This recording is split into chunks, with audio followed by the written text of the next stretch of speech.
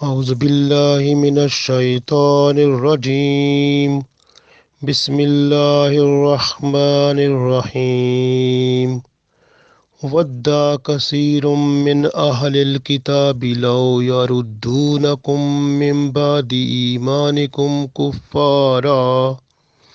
حسدا من عند أنفسهم من بعد ما تبين لهم الحق فاعفوا واصفحوا حتى يأتي الله بأمر إن الله على كل شيء قدير وأقيموا الصلاة وآتوا الزكاة وما تقدموا لأنفسكم من خير تجدوه عند الله إن الله بما تعملون بصير. عزیز دوستو، السلام علیکم ورحمۃ اللہ وبرکاتہ۔ سورہ بقرہ کی 2 آیتیں میں نے تلاوت کی ہیں، آیت نمبر 109 اور آیت نمبر 110۔ اصل میں اس طرح تھا کہ جنگ احد جو ہوئی تھی اس میں 70 مسلمان شہید ہو گئے تھے۔ تو اس وقت ان یہودیوں نے کیا کیا، ایک پلان بنایا، ایک منصوبہ بنایا کہ جو مسلمان، نئے مسلمان جو ہو گئے ہیں، چاہے وہ یہودیوں سے ہوئے ہیں یا مشرکوں سے ہوئے ہیں، تو ان کو جا کر پیغام دیا جائے کہ مسلمان جو ہیں وہ جنگ میں دیکھیں، اگر وہ سچ حق دین پر ہوتے تو ان کو شکست نہ ہوتی۔ ہم لوگ سچے دین پر ہیں، اس لیے ان کو کہیں کہ مسلمان جو ہیں وہ سچے دین پر نہیں ہیں، اگر ہوتے تو اللہ کی رحمت ان کے پاس ہوتی اور وہ فتح یاب ہوتے، لہٰذا وہ نہیں ہوئے۔ ہمارا دین سچا ہے، ہم ان کو کہتے ہیں واپس وہ آ جائیں، اسلام کو چھوڑ دیں اور ایمان جو ہے ان کا کفر میں بدل جائے۔ تو یہ انہوں نے پوری کوشش کی اور یہ کوشش اب بھی جاری ہے اور یہ قیامت تک یہ لوگ کرتے رہیں گے۔ تو ہمیں اس کے دفاع کا حکم ہے، اور یہاں پر اللہ تعالیٰ نے اس آیت میں مسلمانوں کو حکم دیا کہ آپ معاف کر دو اور درگزر کرو۔ اللہ تعالیٰ اپنے حکم لے آئے گا اور ان کو پھر جو ہے نا وہ اللہ تعالیٰ جو بہتر سمجھے گا وہ ہوگا۔ تو اس کے بارے میں پڑھتے ہیں، پھر دیکھتے ہیں۔ اللہ تعالیٰ ارشاد فرماتا ہے، وَدَّ كَثِيرٌ مِّنْ أَهْلِ الْكِتَابِ، وَدَّ كَثِيرٌ یعنی بہت سارے، من اہل الکتاب یہودیوں میں سے، بہت سارے جو لوگ تھے، اکثر لوگ یہودیوں میں سے، لو وہ چاہتے تھے، کاش، یا ردونکم کاش کہ وہ پھیر دیں، بدل دیں، من بعد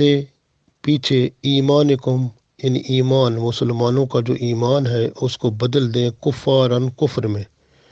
یعنی مسلمانوں کو کافر بنا دیں، حسدن حسد کے ذریعے سے، کیونکہ ان کے اندر جو تھا اس کام کو کرنے کے لیے جس کی وجہ سے وہ یہ کر رہے تھے، اندر کا حسد تھا۔ من اندی انفسہم، من اندی جو ان کے اندر تھا، انفسہم ان کی جانوں میں، جو حسد پڑا ہوا تھا اس کی وجہ سے یہ وہ کر رہے تھے۔ من بعدی اس کے بعد، ما تبینہ جب کہ ان پر کھل گیا تھا، ظاہر ہو گیا تھا، لہم الحق یعنی ان پر حق ظاہر ہو گیا تھا۔ حق کیا تھا کہ رسول اللہ صلی اللہ علیہ وسلم سچے اللہ کے نبی ہیں، اور یہ کچھ کتاب جو قرآن پاک ہے یہ اللہ کی سچی کتاب ہے جو دین کی ہدایت کے لیے آخری کتاب اللہ تعالیٰ نے بھیجی ہے، اور رسول اللہ صلی اللہ علیہ وسلم آخری پیغمبر ہیں، ان کے بعد نہ کوئی پیغمبر آئے گا اور نہ کوئی کتاب آئے گی۔ تو یہ اللہ تعالیٰ کا جو پیغام اللہ کے رسول صلی اللہ علیہ وسلم لائے ہیں یہ حق ہے، برحق ہے، اس میں کوئی شک نہیں ہے، یہ ان کے اوپر واضح ہو گیا تھا، اتنا یعنی واضح ہو گیا، پھر بھی وہ یہ کام کر رہے تھے۔ فاعفو پس اللہ فرماتا ہے آپ ان کو معاف کر دو، وصفحو آپ اور درگزر کرو، حتیٰ یاتی اللہ حتیٰ کہ اللہ لے آئے، بے امر اپنا حکم، حتیٰ کہ اللہ تعالیٰ اپنا حکم لے آئے، ان اللہ بے شک اللہ تعالیٰ علی کل شیء قدیر ہر چیز پر قادر ہے۔ وَأَقِیمُوا الصَّلَاةَ اور نماز قائم کرتے رہو، وَآتُوا الزَّکَاةَ اور زکوٰۃ بھی دیتے رہو، وَمَا تُقَدِّمُوا اور جو تم آگے بھیجو گے، لِأَنفُسِہِم جو اپنی جانوں کے واسطے، من خیرن جو خیر بھلائی نیکی بھیجو گے، تجدوہ عند اللہ اسے اللہ کے نزدیک تم پاؤ گے۔ ان اللہ بے شک اللہ تعالیٰ بما تعملون بصیر بے شک اللہ تعالیٰ دیکھتا ہے جو کچھ کہ تم کرتے ہو، یعنی جو کچھ تم کرتے ہو اللہ تعالیٰ اس سب کو دیکھ رہا ہے۔ حضرت حذیفہ بن یمان رضی اللہ تعالیٰ عنہ اور حضرت عمار بن یاسر رضی اللہ تعالیٰ عنہ، ان دونوں کے پاس یہودیوں کی ایک جماعت آئی، اور جس کے سربراہ جو تھے وہ فنخاس بن آز اور زید بن قیس یہ تھے۔ اور یہ جب حضرت حذیفہ بن یمان رضی اللہ تعالیٰ عنہ اور حضرت عمار بن یاسر رضی اللہ تعالیٰ عنہ کے پاس آئے، اور انہوں نے کہا کہ اگر آپ حق پر ہوتے تو آپ کو شکست نہ ہوتی، بس اب یہ دیکھ لو اللہ ہم پہ مہربان ہے، ہم سچے دین پر ہیں، اور آپ اسلام کو چھوڑو ہمارے دین کی طرف آ جاؤ، اور یہ ایمان ہمارے دین کے اوپر لے آؤ۔ اسلام پر آپ کا ایمان جو ہے وہ ٹھیک نہیں ہے، اس کو چھوڑ دو۔ اب ان یہودیوں نے دعوت دی اسلام کو چھوڑنے کی، ایمان کو چھوڑنے کی، ان دو صحابہ کرام رضوان اللہ علیہم اجمعین کو۔ اب کیا ہوا، عمار بن یاسر رضی اللہ تعالیٰ عنہ نے انہیں کہا کہ تمہارے نزدیک عہد شکنی کی کیا وجہ ہے، یعنی عہد شکنی کا کیا گناہ ہے؟ تو وہ یہودیوں نے کہا عہد شکنی یعنی وعدے کو توڑنا ہمارے نزدیک بہت بڑا گناہ سمجھا جاتا ہے۔ تو پھر انہوں نے کہا ٹھیک ہے، تو میں نے رسول اللہ صلی اللہ علیہ وآلہ وسلم سے وعدہ کیا ہے کہ میں زندگی کے آخری لمحے تک رسول اللہ صلی اللہ علیہ وسلم کے ساتھ دین اسلام پر قائم رہوں گا اور کفر اختیار نہیں کروں گا، لہٰذا میں اپنے وعدے سے نہیں پھرتا۔ اسی وقت حضرت حذیفہ رضی اللہ تعالی عنہ بھی بول پڑے، انہوں نے فرمایا کہ میں راضی ہوا اللہ کے رب ہونے پر، محمد صلی اللہ علیہ وآلہ وسلم کے رسول ہونے پر، اسلام کے دین ہونے پر،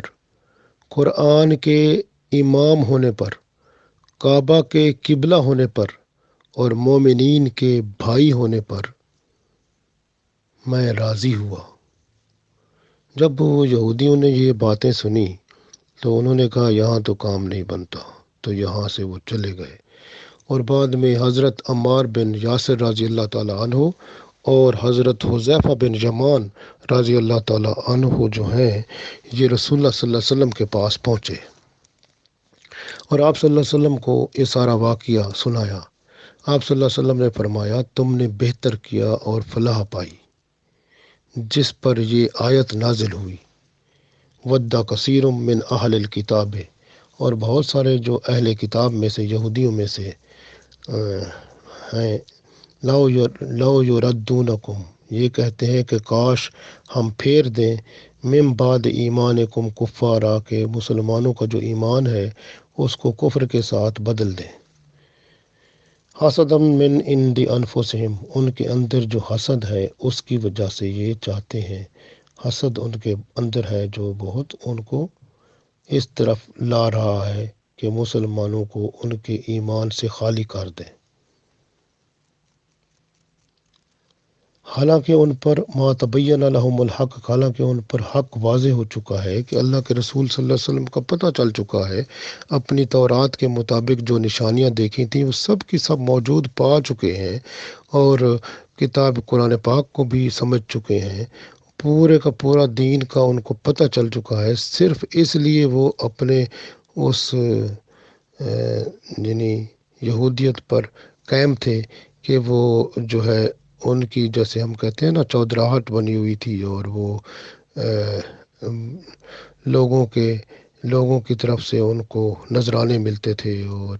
ان کی واہ واہ تھی، اور اس طرح کی پوزیشن تھی، تو اس وجہ سے۔ اور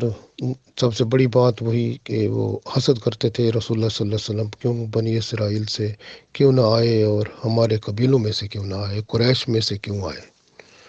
تو یہ معاملہ تھا ان کا۔ تو اس وجہ سے وہ لوگ قیامت تک ایسا کرتے رہیں گے۔ اب دیکھیں کہ جب رسول اللہ صلی اللہ علیہ وسلم نے ان کو فرما دیا، حضرت عمار بن یاسر اور حضرت حذیفہ بن یمان رضوان اللہ علیہم اجمعین کو، تو اس وقت یہ نہیں تھا، اس وقت یہودی اور بھی کوشش کر رہے تھے، جیسے کہ کعب بن اشرف یہودی تھا، وہ بھی بڑا حاسد تھا، وہ بھی مسلمانوں کے اندر گیا ہوا تھا، دوسروں کو کوشش کر رہا تھا کہ کوئی ان کا ایمان خریدے اور ان کو کفر کی طرف لے جائے۔ اسی طرح ابن عباس رضی اللہ تعالیٰ عنہ اپنی تفسیر میں لکھتے ہیں کہ حی بن اخطب اور ابو یاسر بن اخطب، یہ بھی دو یہودی تھے جو مسلمانوں کے سب سے بڑے حاسد تھے، اور یہ بھی لوگوں کے پاس جو نئے مسلمان تھے ان کے پاس یہ بھی گئے، اور ان کے ایمان کو خریدنے کے لیے، ایمان کو کفر میں بدلنے کے لیے انہوں نے بھی بڑی کوشش کی، لیکن اللہ تعالیٰ نے جب یہ آیت اتار دی، اس کے بعد یہ معاملہ سب کو سمجھ آ گیا کہ اصل بات یہ ہے کہ یہ لوگ جو یہودی ہیں وہ اپنے اندر کے حسد کی وجہ سے یہ سارا معاملہ کر رہے ہیں۔ تو یہ مسلمانوں کو تبدیل کرنا صرف وہ اس لیے چاہ رہے ہیں کہ کسی طرح سے یہ جو ہے ان کا حسد جو اندر ہے، وہ اندر کی آگ جو جلی ہوئی ہے اس کو بجھانے کی کوشش کر رہے ہیں، بلکہ یہ حسد کی آگ تو بجھتی تھوڑی ہے، وہ تو پھر جلتی ہے، تو اور پھر جلتی ہے بندے کو ہی، آخر میں پھر بندے کو جلا دیتی ہے، کک نہیں بچتا، اور پھر اینڈ پہ وہ حقیقت میں ہی بندہ جلتا ہے جب دوزخ میں اپنا مقام پاتا ہے۔ اسلام کی حقانیت جاننے کے بعد یہودیوں کا مسلمانوں کے کفر و ارتداد کی تمنا رکھنا اور خواہش کرنا کہ وہ ایمان سے محروم ہو جائیں، تو یہ محض ان کا حسد پر مبنی تھا۔ حسد ایک ایسی چیز ہے، رسول اللہ صلی اللہ علیہ وسلم فرماتے ہیں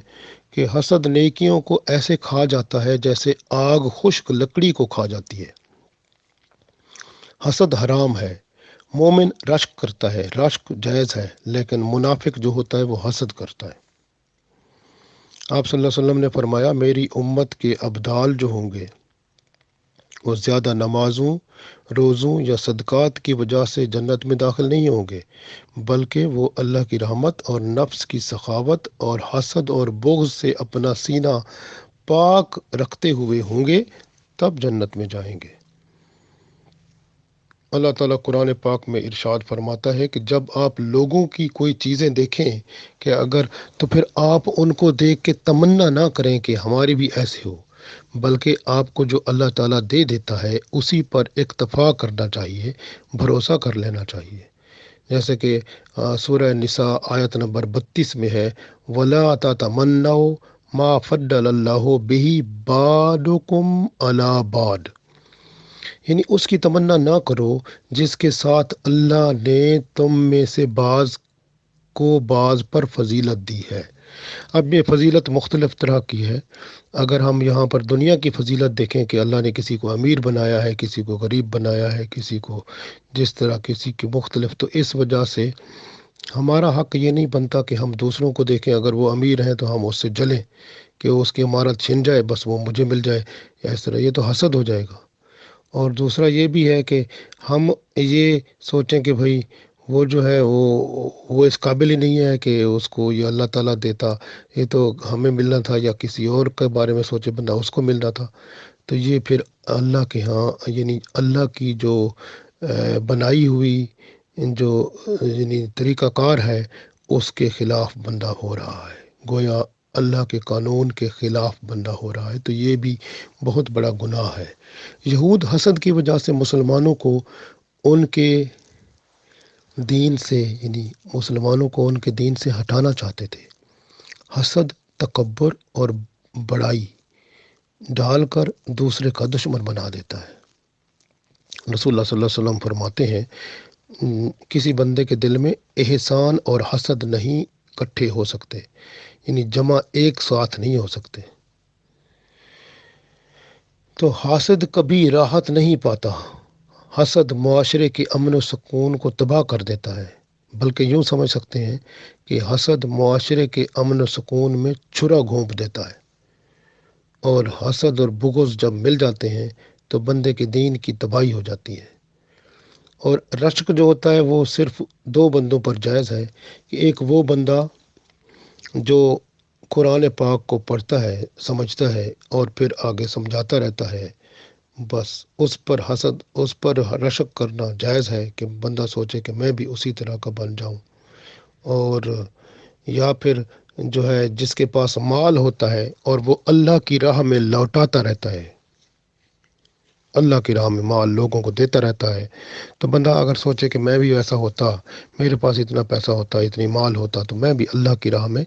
اس کو لوٹا رہا ہوتا، تو یہ بھی بہتر عمل ہے۔ اس طرح کا بھی بندہ رشک کر سکتا ہے۔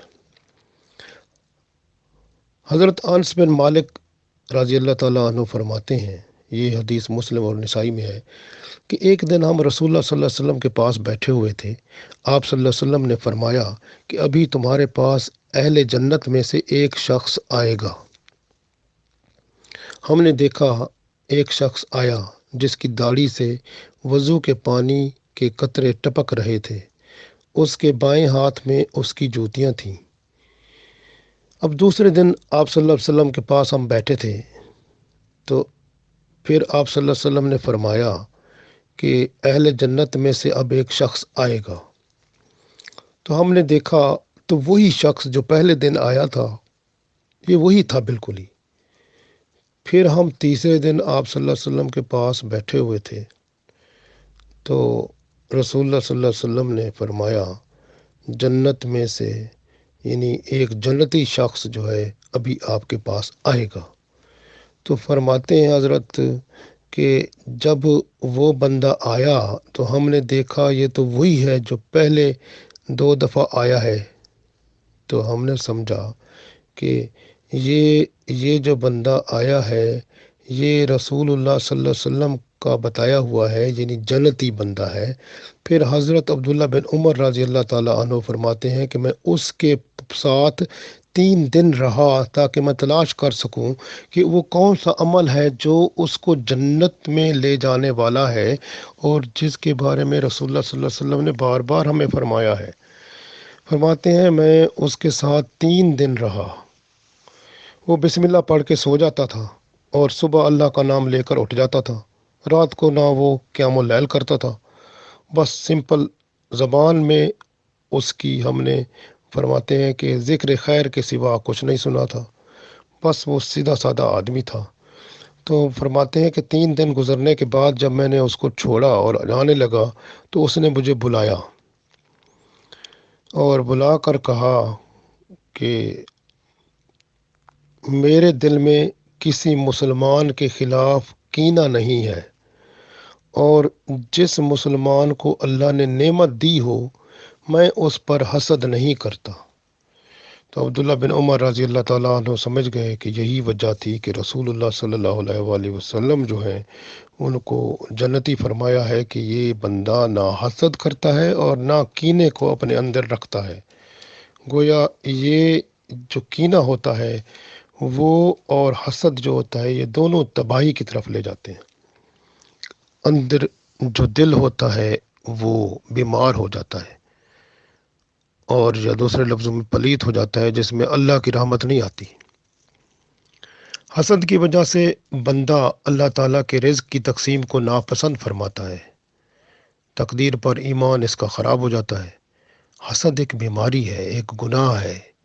اور ایسا گناہ ہے اگر کوئی اللہ کے ولی کو بھی یہ ہو جائے تو وہ شیطانوں کی صف میں آ جاتا ہے۔ حسد ایک جلن ہے جو بندے کو جلا کر بھون کر رکھ دیتا ہے، اور بندہ لوگوں میں مذموم اور ملعون قرار پاتا ہے۔ اس لیے رسول اللہ صلی اللہ علیہ وسلم اور صحابہ کرام رضوان اللہ علیہم اجمعین کو یہ حکم تھا کہ آپ نے ان لوگوں کے خلاف، یہ یہود و نصارہ، یہود جو آپ کے خلاف بات کرتے ہیں کہ اسلام میں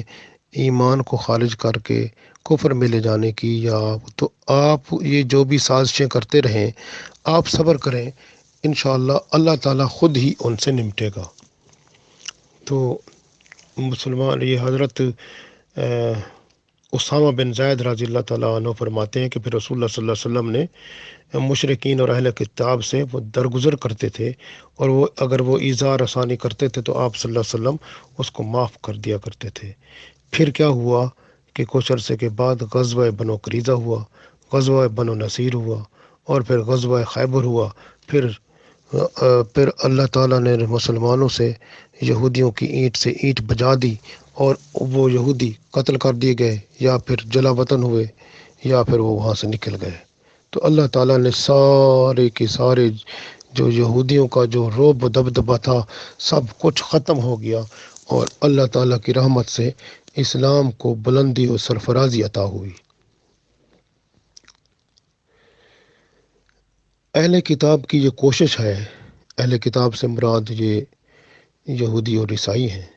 کہ وہ ہیلے بہانے سے اس ایمان بندے کا لے کر کفر کی طرف لے جاتے ہیں۔ اب ان کی سازشیں آپ دیکھ لیں۔ سب سے پہلی تو یہ ہے کہ ان کی وہ جو سوشل میڈیا جس کو ہم کہتے ہیں، یہ انہی کا گفٹ ہے۔ اس کا اصل جو سراغ ہے، یا اصل ریسورس ہے، یا اصل جو اس کا منبع ہے، خزانہ ہے، وہ یہودی ہے۔ تو یہ مسلمانوں کو اتنا غرق کر دیا ہے اس میں کہ اس کے پاس نہ نماز پڑھنے کی کوئی صلاحیت ہوتی ہے، نہ کوئی قرآن پڑھنے کی ہے، وقت تک نہیں ہوتا۔ اللہ تعالیٰ قرآن پاک میں ارشاد فرماتا ہے وَأَقِیمُوا الصَّلَاةَ کہ آپ نماز قائم کرو، اور یہ جو ہے نا، یہ بیٹھے ہوئے ہیں اس پر، سوشل میڈیا پر، اور ان کے پاس اتنا ٹائم ہی نہیں ہے کہ نکل کر جو ہے وہ اللہ کے رسول صلی اللہ علیہ وسلم کا حکم مانے۔ قرآن پاک میں 700 دفعہ تقریباً اللہ تعالیٰ نے نماز پڑھنے کا حکم دیا ہے، جو کہ فرض ہے، اور نماز کو نہیں قائم کرتے۔ وَآتُوا الزَّکَاةَ اور زکوٰۃ جو ہے، اگر وہ زکوٰۃ فرض ہے تو وہ بھی دینی چاہیے۔ اسی طرح اللہ فرماتا ہے وَمَا تُقَدِّمُوا لِأَنفُسِكُم مِّن خَيْرٍ تَجِدُوهُ عِندَ اللَّهِ پھر جو کچھ آپ آگے بھیجو گے خیر، جو بھلائی، اچھے اعمال اللہ کی طرف، تو پھر اس کو تم پاؤ گے۔ اصل میں دیکھیں نا، یہاں پر یہ بھی ہے، ایک حدیث رسول پاک صلی اللہ علیہ وسلم کی ہے کہ آپ صلی اللہ علیہ وسلم نے فرمایا اعمالکم اموالکم، یعنی جس طرح آپ کے اعمال ہوں گے، آپ کے کردار ہوگا، اسی طرح کے حکمران آپ پر حکومت کریں گے۔ آپ دیکھ لینا، پھر یہی پورے مسلمان ملکوں میں اسی طرح کے حکمران ہیں جس طرح کے ان کے اعمال ہیں اور کردار ہے۔ تو اس طرح سے مسلمانوں کے اندر وہ حکمران ہیں ہی نہیں جو اللہ سے ڈرتے ہوں۔ یہ سب لوگ جو ہیں زیادہ تر یہ کیا کرتے ہیں، یہ تو ڈرتے کفر و شرک سے ہیں، اور ان لوگوں سے جہاں اللہ کی بات آتی ہے تو ان پر اثر ہی نہیں ہوتا کسی چیز کا۔ تو اس وجہ سے مسلمان پوری دنیا میں اس وقت بڑی پریشانی کی حالت میں ہیں۔ اور ویسے بھی دیکھ لیں کہ جس بندے کے نام کے ساتھ محمد لگا ہوتا ہے تو اس پر بھی ہمیں حیرت ہوتی ہے کہ نام تو محمد لگا ہوا ہے، لیکن محمد رسول اللہ صلی اللہ علیہ وسلم کی نافرمانی کرتا ہے۔ جو اللہ کے رسول صلی اللہ علیہ وسلم نے فرمایا ہے وہ زندگی اس طرح نہیں گزارتا، تو پھر آپ خود سمجھ لیں اس کی کیا پوزیشن ہے۔ تو یہ چیز بہت اہم ہے کہ بندے کو دیکھنا ہے کہ اعمال جو آگے بھیج رہا ہے وہ کیا ہے۔ اور دوسری بات یہ ہے کہ یہود و نصارہ نے اب ایسے فیشن اور اور میل جول اور طریقہ کار اور اٹھنا بیٹھنا چلنا پھرنا اور فیشن، اور دوسرا یہ ہے کہ کھانے پینے میں دیکھ لیں آپ، جتنی بھی چیزیں کھانے پینے کی ہیں ان میں اکثر و بیشتر جو ہے حرام ملا ہوا ہے۔ کس نے ملایا؟